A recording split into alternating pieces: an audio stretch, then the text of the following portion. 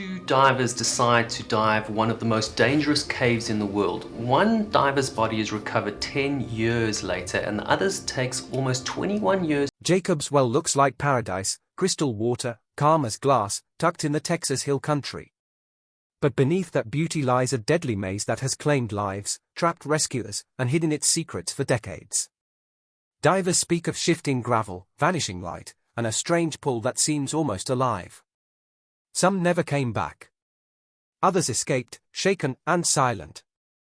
So why, in 2025, is Jacob's Well still considered one of the most dangerous dive sites in the world? And what remains hidden in its depths? This is why divers are terrified of entering Jacob's Well. Out in the quiet folds of Texas Hill Country, just outside the small town of Wimberley, sits a place so beautiful it looks like it could wash your worries away.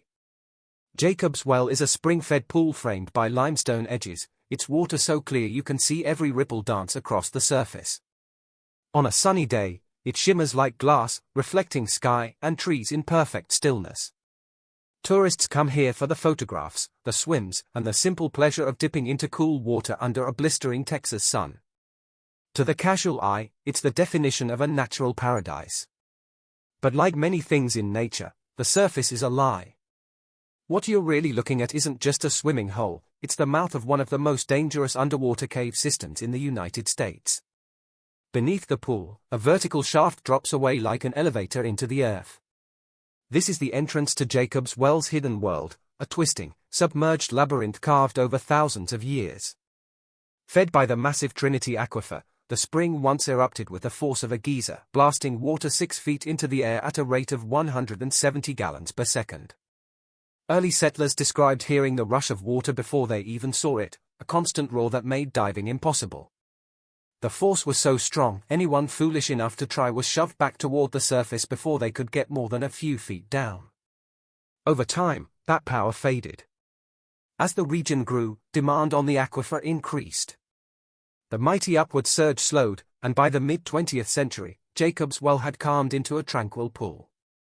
That's when people began diving into its depths. The first chamber is wide and well-lit, sunlight filtering in from above to illuminate a rocky floor dotted with aquatic plants. It's easy to think the whole dive will be like this, spacious, bright, safe. But that first impression is exactly what gets people in trouble. The deeper you go, the darker it gets. The walls start to close in, the temperature drops, and the water shifts from an inviting blue to a shadowed green. Visibility can drop to nothing with one wrong kick that stirs up the fine silt, turning the water into an impenetrable cloud. Despite the risks, the allure is undeniable. Divers speak of Jacob's Well the way mountaineers talk about Everest, part challenge, part obsession. It's a test of skill, nerve, and respect for a place that doesn't care how experienced you are. And that calm surface is the perfect disguise. On any given summer day, you might see families wading along the edges while, just beneath them, the shaft drops away into darkness that has claimed more than a dozen lives. There's a kind of seduction in that contrast, the bright, easy world above and the silent, alien world below. From the lip of the well, you can watch sunlight disappear into the vertical opening, the darkness swallowing it whole. Divers who have been inside say it feels like entering another planet, one where every breath is measured, every movement matters, and every choice could be your last. That's why seasoned cave divers warn newcomers, Jacob's Well doesn't look dangerous. It looks perfect. And that's the problem. Because danger here doesn't announce itself with crashing waves or roaring currents. It waits, in the narrowing tunnels, in the false exits, in the shifting gravel beds ready to trap anything that disturbs them. The surface is a postcard. What lies beneath is a predator. But the real danger isn't what you see, it's the places you'll never see until it's too late. Beneath the mouth of Jacob's Well lies a structure as complex as any man-made maze, only here, there's no map, no light, and no second chances. Divers who have explored it speak of 4 main chambers, each one different in shape and mood, each one pulling you further from the safety of the surface. The first chamber is deceptively inviting, a vertical drop of about 30 feet before it angles into a spacious room, brightened by sunlight filtering through the water above. From here, the second chamber stretches out like a funnel, sloping downward and narrowing as it goes.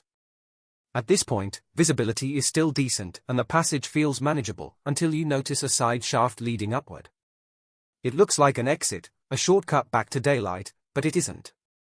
This is the false chimney, a cruel optical illusion of rock that ends in a dead end. At least one diver has died here, mistaking it for salvation. Past the funnel, the third chamber is where the cave begins to turn against you. The floor is covered in loose gravel, the kind that shifts and swirls if you so much as breathe too hard. One misplaced fin kick can fill the water with a blinding silt cloud, turning the chamber into a black void in seconds. The gravel is more than just a nuisance. In the wrong circumstances, it can trap you, pinning your legs and gear until your air runs out. And then there's the fourth chamber, the cathedral of no return.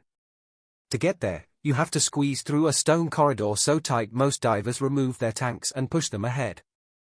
The walls close in until they are brushing your shoulders, and the light from your dive lamp barely reaches past the narrow curve ahead. This is the chamber with the worst reputation, the one that has claimed more lives than all the others combined. The air here is cold, the silence absolute, and the water feels heavy, as if the cave itself is pressing down on you. Inside these chambers, the physical hazards are constant. Your hoses can snag on jagged limestone. Your mask can flood if you twist wrong in a tight squeeze. Your gauges, lights, and tanks all have to be monitored with the precision of a surgeon's tools. And even if the equipment behaves perfectly, the cave's layout works against you.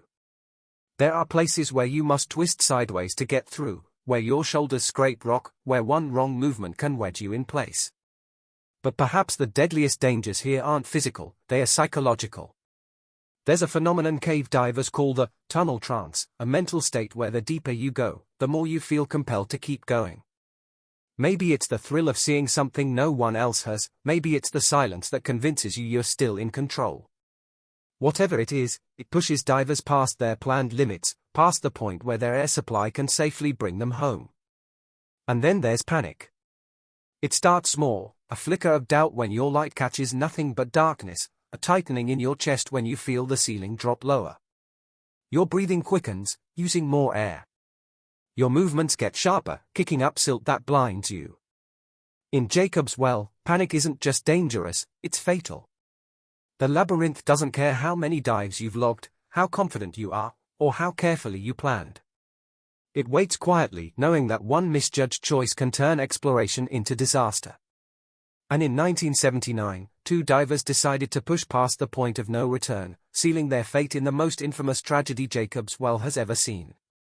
In the late summer of 1979, two young men stood at the edge of Jacob's Well with a plan that would make them part of its history, though not in the way they hoped.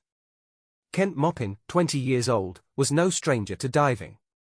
He was experienced, confident, and had a reputation among friends for chasing the most challenging sights he could find. His friend, Mark Brashy, also 20, was an assistant instructor and part-time employee at a local dive shop. The two shared a fascination with Jacob's Well, particularly the stories about the mysterious fourth chamber, a place few had seen and even fewer had escaped.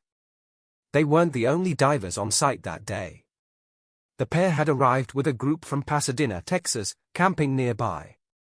Also in the water was another diver, Joe Moy, who would become the last person to see them alive. The plan, if you could call it that, was loose, dangerously so. There were no safety lines, no backup tanks staged in the lower chambers, no redundant lights. Kent and Mark were relying entirely on their skill, their air supply, and their determination to get in and get out. The first two chambers offered little resistance. Both men moved easily through the open spaces, the sunlight from above giving way to a dim, filtered glow. But as they approached the third chamber, Joe noticed a change.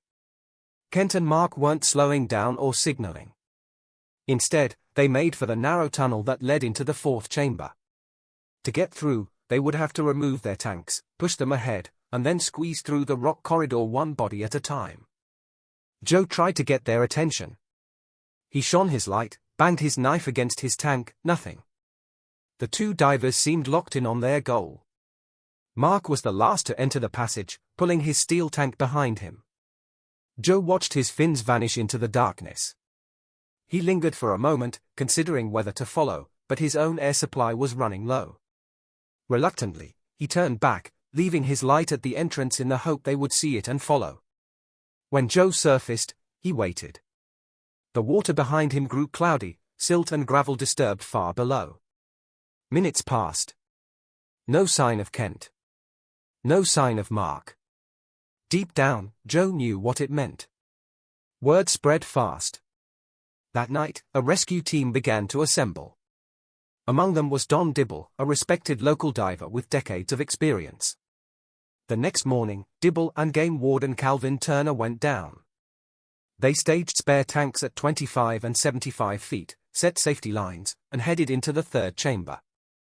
Dibble was the first to enter the narrow passage toward the fourth. He got only partway before the cave struck back. Without warning, the gravel beneath him shifted, collapsing around his waist and legs. The weight pinned him in place. His arms were trapped. He couldn't reach his safety line. The silt cloud swallowed his light, turning everything to black. His air gauge read 1,100 psi, maybe 10 minutes left. Panic set in, and in the quiet, crushing dark, Dibble made a grim decision. He tried to inhale water to end things quickly. Instead, his body convulsed, loosening the gravel just enough for movement. Through the haze, Turner appeared, shoving a spare regulator into Dibble's mouth. The two made it to the surface, but Dibble's ordeal wasn't over. The air he'd swallowed expanded during the ascent, rupturing his stomach wall and sending him to the hospital for weeks. The recovery effort pressed on for 12 days, with divers and equipment brought in from across Texas. But the fourth chamber refused to yield. The gravel filled in as quickly as they cleared it. Eventually, the operation was called off. Kent and Mark remained in the cave, claimed by Jacob's Well.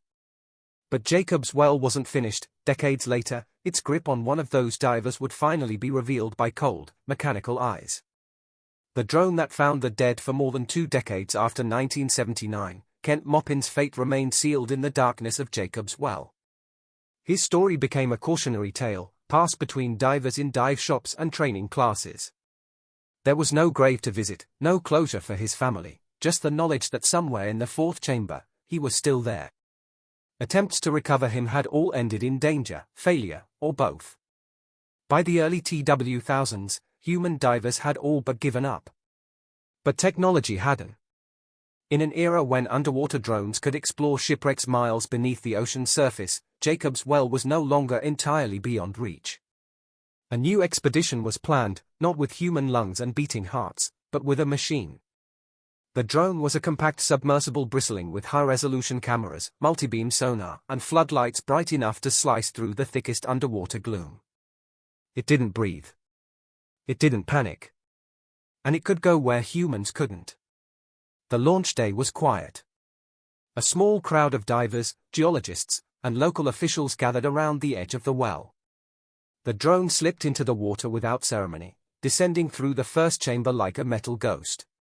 Its cameras streamed clear images to the monitor's topside, sunlight fading into a pale glow, the limestone walls curling inward, every ripple in the rock preserved in perfect detail. The first chamber passed quickly, the second just as smoothly. In the third chamber, the tone shifted. The drone's lights caught fragments suspended in the water, bits of debris from past dives, flecks of gravel disturbed by unseen currents. Then the operator spotted something more personal, a glove, its fingers curling slightly in the water.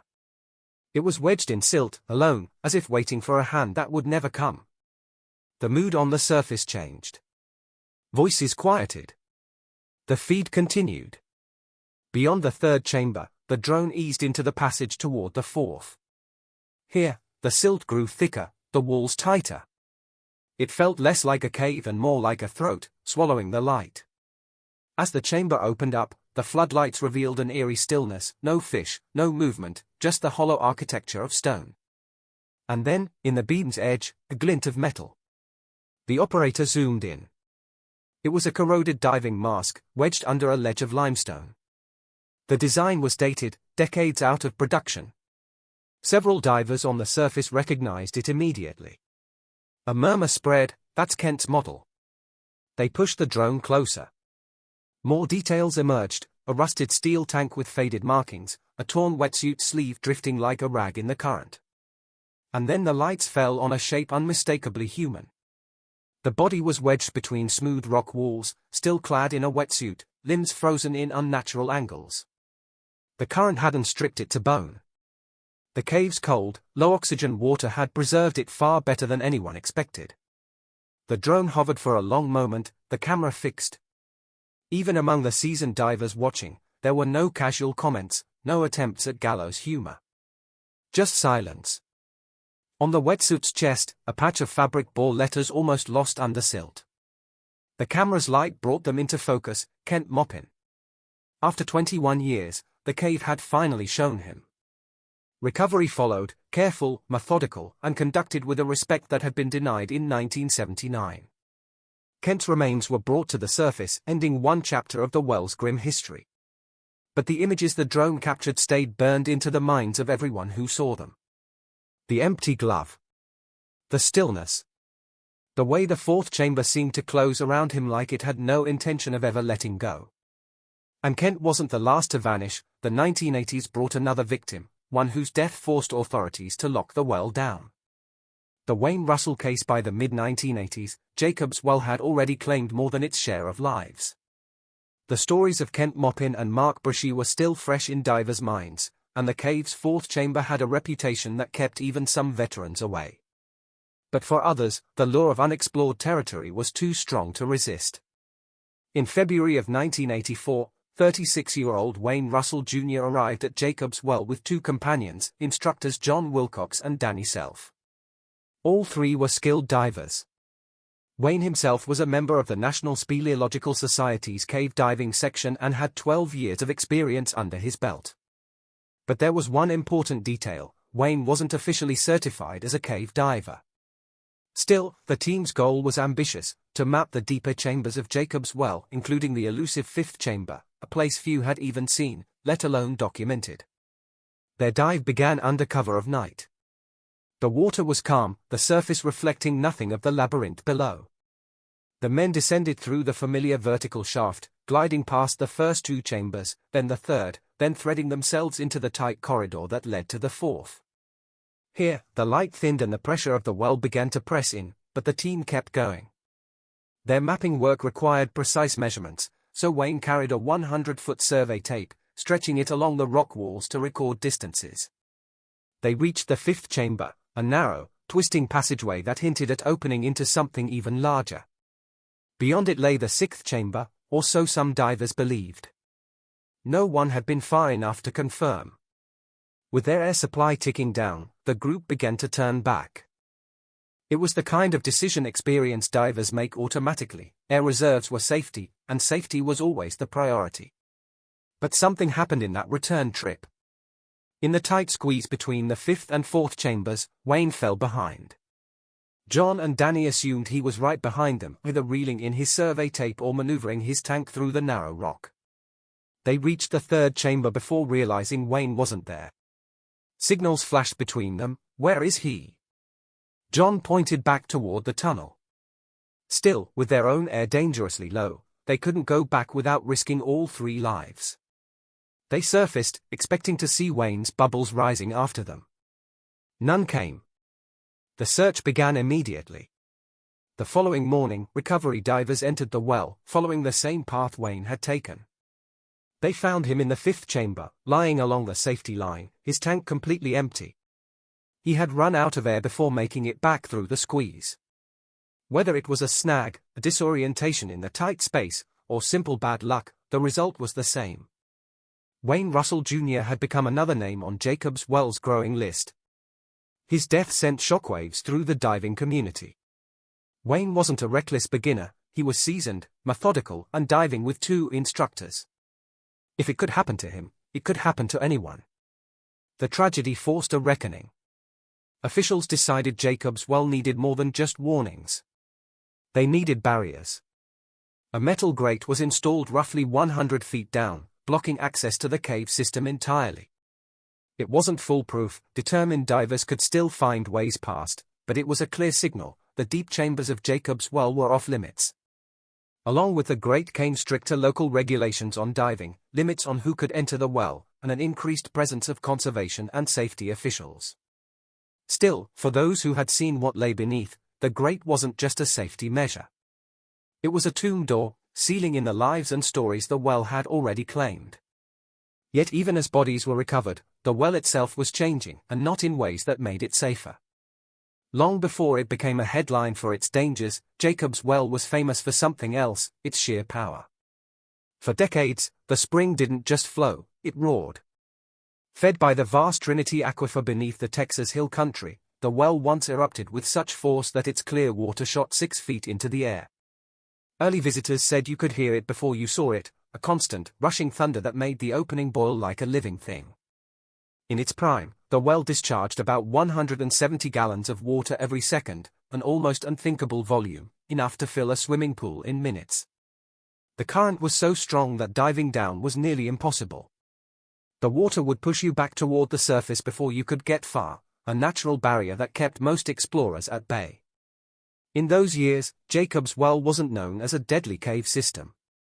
It was known as a fountain, a life-giving artery for Cypress Creek, feeding the local ecosystem with cold, clean water. But nothing that powerful stays untouched forever. As more people settled in the region, demand on the Trinity Aquifer grew. Wells were drilled, pumps installed, and the once stable underground reservoir began to feel the strain. By the late 20th century, the spring's legendary eruptions had slowed. The steady, vertical jet became a gentle ripple on the surface. The roaring sound was gone. And with that loss came an unexpected shift: the well became more accessible to divers. The change in flow didn't just make the well easier to enter. It altered the cave system itself. Without the constant upward push of water, silt settled more easily. Gravel beds became looser. Areas that might once have been flushed clean now held still, waiting for the wrong fin kick to send visibility plunging to zero. The current that had once acted as a safety net was gone, and in its place, a silent stillness that made the caves even more deceptive. Then came the droughts. In 2000, Jacob's Well stopped flowing entirely for the first time in recorded history. Locals who had grown up with the constant bubbling of the spring were stunned. The same thing happened again in 2008. And in the years that followed, 2011, 2013, and most recently in 2022, the dry spells returned, each one lasting longer than the last. For many, it was a wake-up call that the Trinity Aquifer wasn't bottomless. The causes weren't a mystery. Heavy pumping by utility companies, residential development, and agricultural demand were draining the aquifer faster than it could replenish. Climate change and shifting weather patterns brought longer, hotter summers with less rainfall. Each factor stacked on the next, and Jacob's Well, once a symbol of abundance, became a cautionary emblem of scarcity. Hays County decided it had to act. In 2010, they purchased 50 acres of land around the well to protect it from development. The Wimberley Valley Watershed Association added another 31 acres, creating an 80-acre buffer zone known as the West Ridge Tract. Fences went up. Conservation programs were launched. Officials began limiting public access, closing the well for long stretches during poor water quality or low flow conditions. But here's the paradox: while these efforts were designed to preserve Jacob's Well, they didn't erase its dangers. In some ways, the calmer, quieter well became more dangerous for divers. Without the strong current, sediment and debris lingered. The water might look still and harmless from above, but beneath that surface, the hazards remained exactly where they'd always been, only now, there was less to warn you they were coming. Jacob's Well had stopped breathing like it once did, but it hadn't stopped taking lives. But the truth about Jacob's Well runs deeper, older than Texas, older than the United States, and shrouded in stories that stretch back millennia. Long before Jacob's Well became a headline for diver deaths, it was known for something quieter and older. Native American tribes in central Texas likely knew the spring for centuries before European settlers arrived. Archaeologists believed the water source was vital for survival during droughts, and oral traditions suggest it was considered sacred. The cool, clear water bubbling up from deep within the limestone would have been seen not just as a natural resource, but as a spiritual one, a gateway to the underworld, a place where the earth breathed. The modern name, Jacob's Well, has murkier origins. One theory ties it to Jacob de Cordova, an early Texas land agent whose writings in the mid-1800s describe the area. Another links it to the biblical story of Jacob's well in the West Bank, a spring that, like its Texas namesake, has an unbroken history of use stretching back thousands of years. That biblical well is mentioned in the book of Genesis and the Gospel of John, and it, too, has seen its share of violence. Crusaders fought over it. Priests have been slain beside it. Churches have been built and destroyed above it. Even today, the West Bank site draws pilgrims, historians, and those chasing whispers of the miraculous. Whether by coincidence or intention, the name, Jacob's Well, carries with it a global echo, one that ties a spring in the Texas Hill Country to a story nearly as old as recorded history. Both are life-giving waters. Both are places of reverence and danger. And both have a way of drawing people in, even when they know the risks. In Texas, that attraction has fed a strange kind of folklore. Among locals, there's a persistent whisper that Jacob's Well chooses who comes back. Divers who've survived its depths talk about sensations they can't explain, the feeling of being watched, or the inexplicable urge to push deeper into the caves despite every safety protocol screaming to turn back. Some speak of sudden chills in otherwise warm water, or shadows moving just outside their light's reach. Skeptics say it's all explainable. The shadows are tricks of the light. The chills are cold pockets of groundwater. The urge to go deeper is simply the tunnel trance, a known psychological effect in cave diving. But believers argue that Jacob's Well isn't just a geological feature, it's a living thing. It decides. It takes. And when it takes, it holds on. Stories from seasoned divers feed that legend.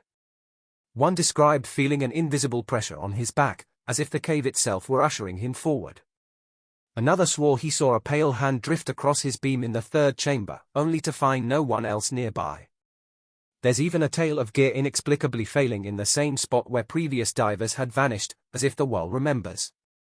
Whether or not you believe in the supernatural side of these stories, there's no denying the pattern. The well's surface remains as serene and postcard perfect as ever, luring in swimmers, snorkelers, and divers alike. But beneath that shimmer is a history measured not just in gallons per second, but in names carved into memorial plaques, in families left without answers, and in the haunting knowledge that the well does not forgive mistakes. The limestone walls have been there far longer than any of us, shaped by water over thousands, even millions, of years. And if the stories are true, they'll be there long after, holding on to secrets we may never fully uncover. And that's why, no matter how inviting it looks, Jacob's Well remains one of the most beautiful death traps on Earth. If you thought this was intense, the next dive into history might just be darker. Like, comment, and subscribe so you don't miss the next story, and remember, some places don't forgive mistakes. Ever.